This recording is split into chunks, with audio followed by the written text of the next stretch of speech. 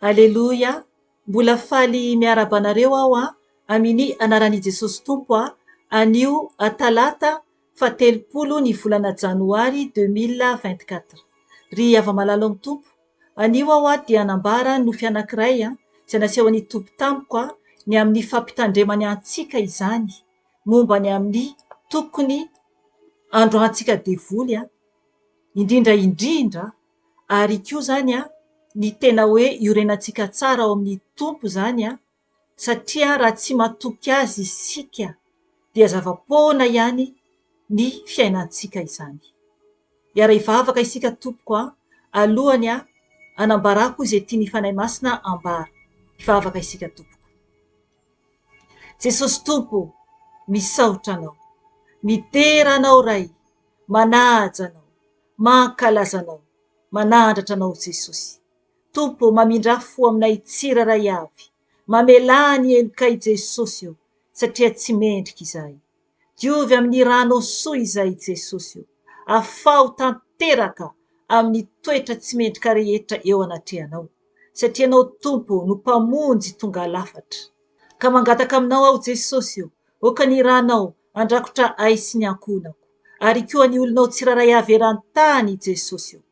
Ary mangataka aminao koa fanahy masina, oka ianao no andray kontrola ny tenako, ka ny tenako dia hietry eo anatrehanao. Ka misandrata fanahy masina, oka angina ny nofiko eo anatrehanao. Oka ianao no hiteny amin'ny alalako, satria fitaovanao aho, kely sy bitika eo anatrehanao fanahy masina aho. Mangataka aminao koa fanahy masina aho, oka koa ianao hikasika ny olonao tsiraray avy, ampisokatra ny masom-panahiny tsiraray avy, satria kely sady ho avy ianao Jesosy io. Jesosy Tompo, ianao nefa nandidy androanay ny asan'ny Maizina, ka miny anaranao Jesosy no andidiko sy androako ny asa maty Satana rehetra, zana-tsipika izay mitady alefa ny anafikanay, dia adorana amin'ny ranao zany Jesosy, ary verina ny tany foana izany, entin'ny rivotra toy ny lavenona, tsy manan-kery tsy manam-pahefana aminay izany, satria Tompo, ny ranao dia manda afo manodidina anay, ka tsy hanan-kery tsy hanam-pahefana aminay ny fahavalo, satria ianao no miaro anay Jesosy, miaro anay zanakao tsiraray avy eran-tany. Ka misaotra anao Tompo, oka ianao Tompo no eo alohanay mandrakariva, oka ianao Tompo no manodidina anay tsiraray avy mandrakariva, satria Jesosy ianao no Andriamanitray ary tsy misy toanao. Misandrata Jesosy eo anatreny izao tontolo izao, satria ho avy ianao akanay zanakanao, akanay izay vonona ihany Jesosy io. Ka misandrata Tompo Jesosy io, afeny eo ambany tana maherinao aho Jesosy io, fa oka ianao no hitan'ny olona, fa izaho kosa dia hietry ambany dia ambany. Misandrata ray malalao. Aleluia. Amen. Ry ava-malalao amin'ny Tompo ny zavatra niseho zany dia nofy naseho an'ny Tompo tamiko tamin'ny asabotsy 24 ny volana Jona, divaraina izany tamin'ny taona lasa 2023. Mila mitandrina isika Tompoko, satria ny fahavalo dia mpangalatra ary mpandainga. Mazava tsara ny tenin'Andriamanitra ao amin'ny Jaona 10 no manambara ny amin'ny hoe mpangalatra zany ny fahavalo. Eny Tompoko, ny fahavalo dia i Satana izany. Ovakintsika io Jaona 10 io aloha andininy 10 ihany. Dia anambara izay tiany fanahy masina ambara ao ny amin'ny nofy izany ary koa zany izay tiany ambara koa ny amin'ny verse izay nomeny, satria misy verse ahafahantsika mba hahery tsara izany eo anatreny Jesosy Tompo. Jaona 10 andininy 10 novakintsika. Jesosy zany no niteny eto. Hoy ny teny ovakiko amin'ny anaran'i Jesosy Tompo. Ny mpangalatra dia tsy avy raha tsy angalatra, sy amono ary andringana, izao kosa dia avy mba ananany fiainana sady ananany be dia be. Amen. Ry havana, ny mpangalatra ambaran'i Jesosy eto dia i Satana izany. Izy dia mpangalatra sady koa rain'lainga. Ao amin'ny Jaona 10 no manambara ny hoe izy dia rainy lainga. Mpandainga izy, mamitaka izy. Eto amin'ny Jaona 10 dia manambara fa izy zany dia sady mpangalatra ary amono ary koa andringana. Zay ny anazy. Mangalatra izy amono izy ary koa andringana. Matoa izy tonga zany dia angalatra. Angalatra inona moa no angalariny? Angalatra ny fanahintsika. Ny fanahintsika zanak'Andriamanitra no angalariny. Satria an'Andriamanitra isika. Io fanahy io dia tena sarobidy. Satria io fanahintsika io no tokony ody any an-danitra. Dia tonga i Satana mangalatra, mampanota antsika, tonga dia miditra ao anatin'ny fiainantsika izy.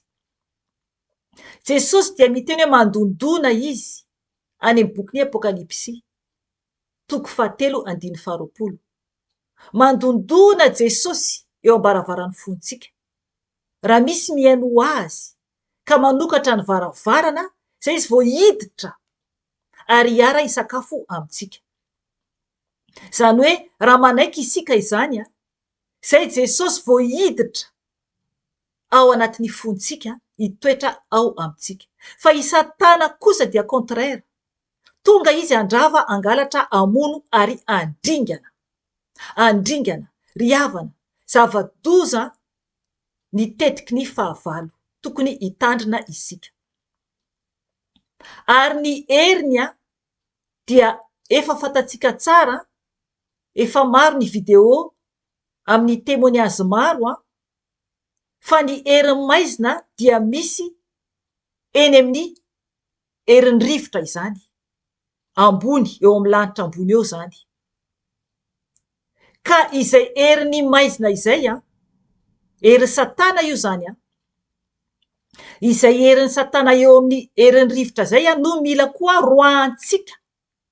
Roahantsika izany satria indraindray manakana ny vavakantsika tsy ho tonga any an-danitra io.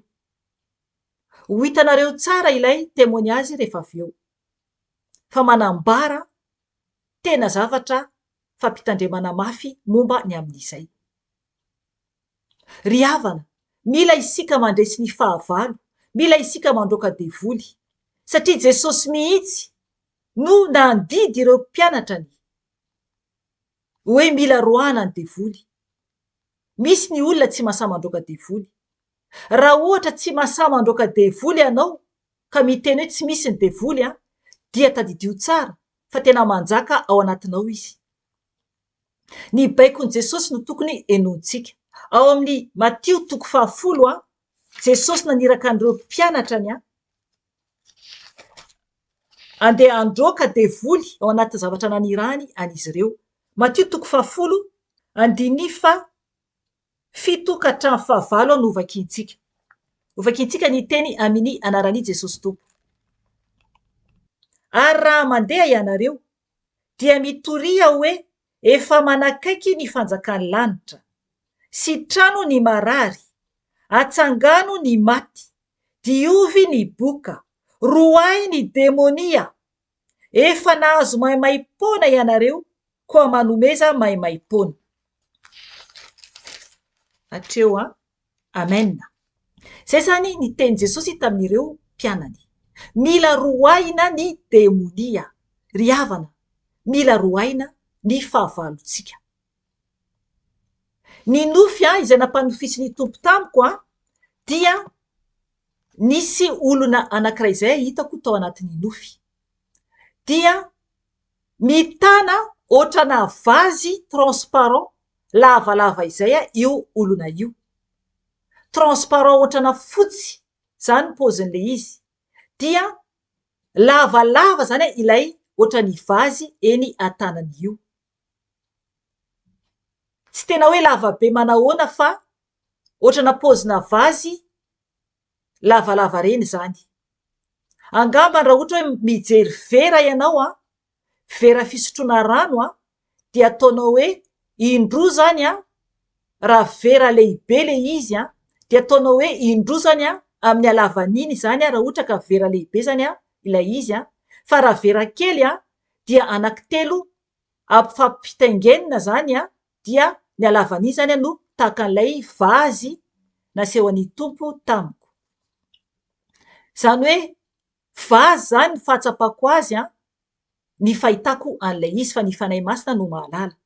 Transparent, lavalava izay fotsifotsy transparent. Dia ny tanan'io zany ilay olona. Dia hitako zany io olona io sady miezaka izy zany mandeha aingana, sady miazakazaka kely ihany zany no mitraka, mijery ambony, mijery ny lanitra, sady mampiakatra an'ilay ohatran'ny vazy eny amin'ny tanany izany. Dia mandeha zany izy io, hita mihitsy hoe be fanahiana be, hita hoe ohatran'ny hoe matahotra, ohatran'ny hoe tsy matoko tena zany. Dia mandeha zany izy mandeha aingana, miazakazaka kely izy tsy miazakazaka mafy be akory fa miazakazaka kely izy zany dia mandeha zany izy mandeha alavidavitra, sady mitraka izy zany no mitanan'iny ohatran'ny vera iny, ohatran'iny vazy iny. Dia miverina indray zany izy sady mijery lanitra zany izy io no manao an'izay fihetsika izay. Ry havana, naseho an'ny tompo ahy zany ilay olona, ary koa zany ilay lanitra zany hitako zany ilay olona sy ilay lanitra zany. Zany hoe ilay olona ety ambonin'ny tany zany de ohatran'ny ianao hoe mijery zany ianao, mijery alavidavitra, mijery olona anankiray de mahitany eo alohanao manontolo zany ianao. Dia hitako zany ny lanitra amin'io fotoana io olona mivezivezy io miezaka zany mampiakatra an'ilay ohatrana vazy iny ohatran'ny miandry zavatra hilatsaka avy any An-Danitra izany. Dia izy mivezivezy io zany dia ny rahona, ilay rahona zany hita hoe gris matroka zany sady misy loko mena. Ry havana, tena fampitandremana lehibe ho antsika ity Nofy ity. Ohatrana lokona lavenona gris mainty kokoa zany no loko ilay rahona zany. Dia misy loko koa zany mena koa zany amin'ilay rahona zany.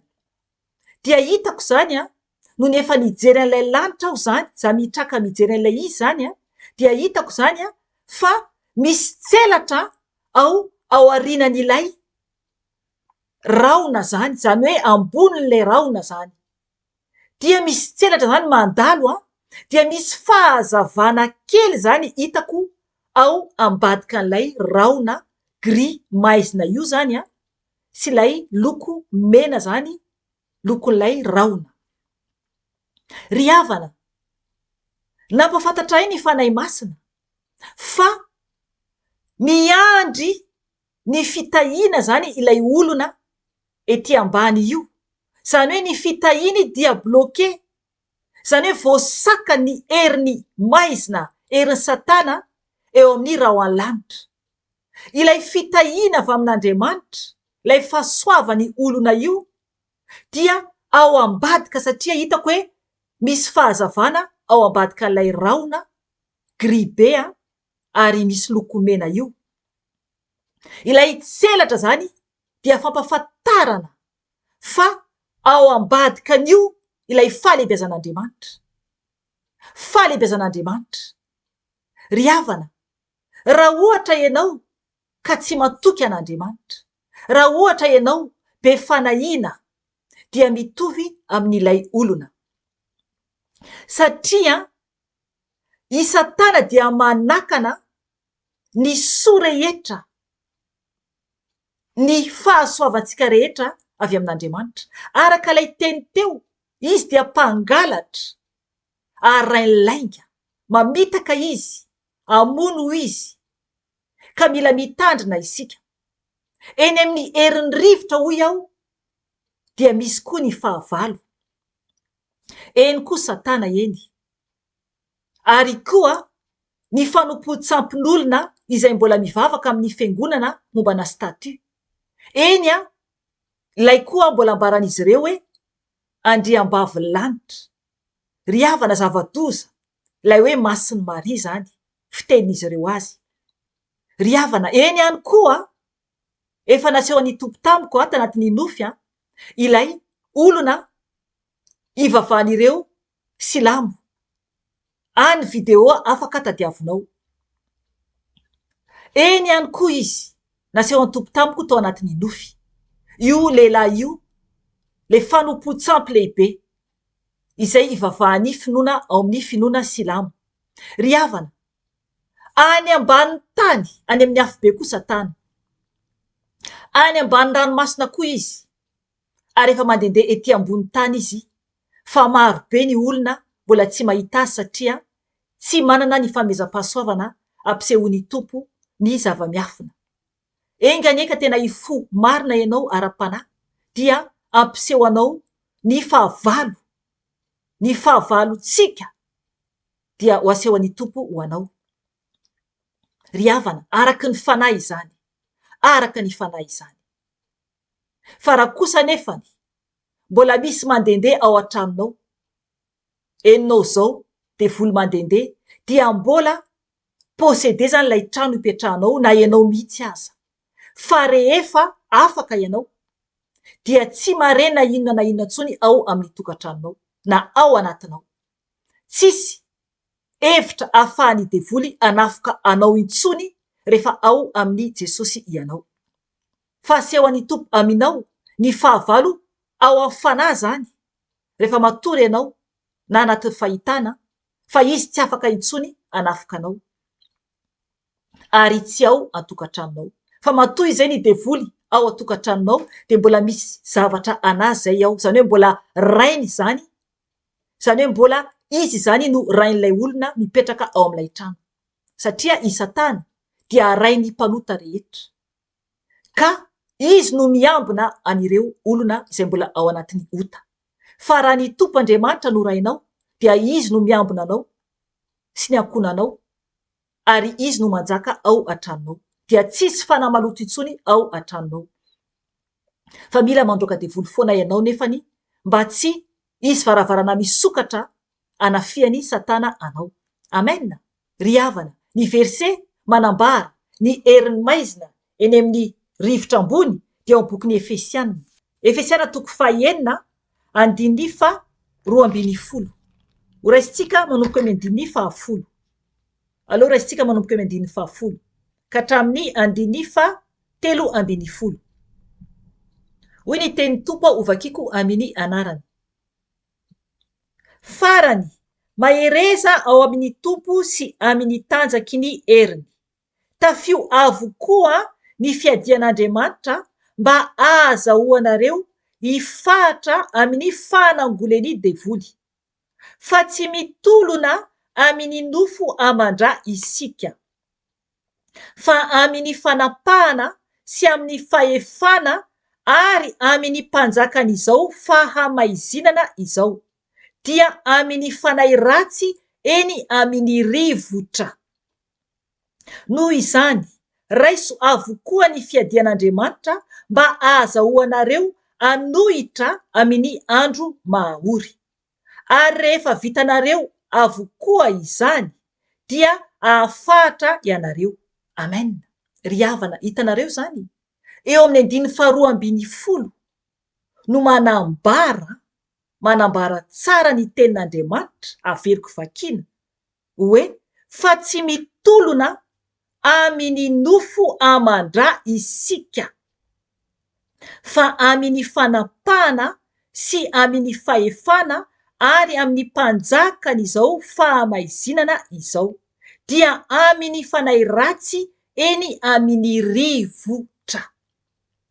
Amen. Zay le izy, eny amin'ny rivotra. Mila isika mandray ny fiadian'Andriamanitra, mila isika mandroaka ny devoly. Ao amin'ny bokin'ny Jakoba dia manambara tsara, andovakitsika io, ao amin'ny Jakoba 4:7 dia manambara tsara hoe, hoy ny teny Tompo ovakiko amin'ny anarany, koa manekehan'Andriamanitra ianareo ary manoera ny devoly dia andositra anareo izy. amen. Mila manohatra isika tompoko, mila isika manaiky an'Andriamanitra, dia avy eo isika manohatra ny devoly.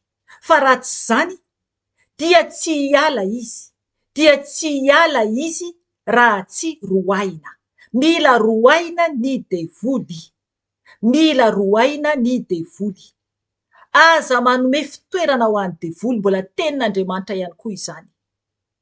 Aza mamela fitoerana ho azy. Oka isika hitandrina mafy, satria ny fahavalontsika dia tsy misangisangy amintsika. Ny teny izay nambarako teo momba le hoe aza manome toerana ho an'ny devoly dia amin'ny bokin'ny Efesiana raha indray noty ianao. Efesiana 4:7-7. Hoy ny teny ovakiko Amin'Ny anaran'i Jesosy Tompo. Aza manome toerana ho an'ny devoly. Amen. Ry havana, mila isika mandroaka ny fahavalo. Aza vela hitoetra eo amin'ny fiainanao. Fa angalatra izy, amono izy ary andringana. Ilay olona izay nasehon'ny Tompo tamiko tao anatin'ny Nofy dia nampafantarin'ny Tompo tsara fa tsy mahasahy mandroaka devoly zany ilay olona. Ary ny fitahiny, ny soa tokony ho azy dia mbola voasakany fahavalo eo amin'ny rahoalanitra. Dia lasa miazakazaka ao anatin'ny fanahina, ao anatin'ny tahotra ilay olona. Na ohatra ianao koa, raha ohatra ka tsy mahasahy mandroaka devoly. Ry havana, satria voasakany Satana eo amin'ny rahoalanitra ny vavakanao raha ohatra tokony hiakatra any an-danitra. Ary koa ny fitahina tokony ho azonao, tokony efa nisokatra ny lanitra, tokony niala ny aizina eny amin'ny rahoalanitra, dia ilay fahazavan'ny Tompo no anjotraka ny fitahiny ho aminao. Nefa oka isika hitandrina, tsy resaka vola no ambarako eto. Misy mantsy ny olona raha vao miteny fitahina dia efa mieritreritra sahady vola, na hoe vady, na hoe koa zavatra hafa, na hoe fiara na trano. Ry havana, oka tsy ho tia an'izao tontolo izao isika. Fa ny fitahiny, ny fanahintsika aloha avovonjy antsika. Izay vao manaraka ny sahaza ho antsika, izay sahaza ihany omeny Tompo. Fa Andriamanitra tsy hampanao mihitsy ny mpanompony ho mpanan-karembe, satria Jesosy tsy nihay an'izao tany izao. Fa any amin'ny Satana raha ohatra ka tiarena ianao, fa tsy ao amin'ny Jesosy izany. Ry havana, izay ny anio, oka isika ametra-panontaniana. Sao dia mbola voasakany fahavalo eo amin'ny rahoalanitra ny vavaka izay ataonao, na koa ny fitahina ameny ny fanahinao. Andriamanitra dia mbola tsy tanteraka aminao izany, satria ny fanahiny iray no fitahina lehibe indrindra omeny antsika eo amin'ny fiainantsika, dia ny hafeno ny fanahy antsika. Araka ny tenin'Andriamanitra hoe aoka ho feno ny fanahy ianareo. Ry havana, aoka isika ho feno ny fanahy. Izany no fitahina lehibe indrindra ho antsika avy amin'ny iray, mba ahatafidirantsika any an-danitra.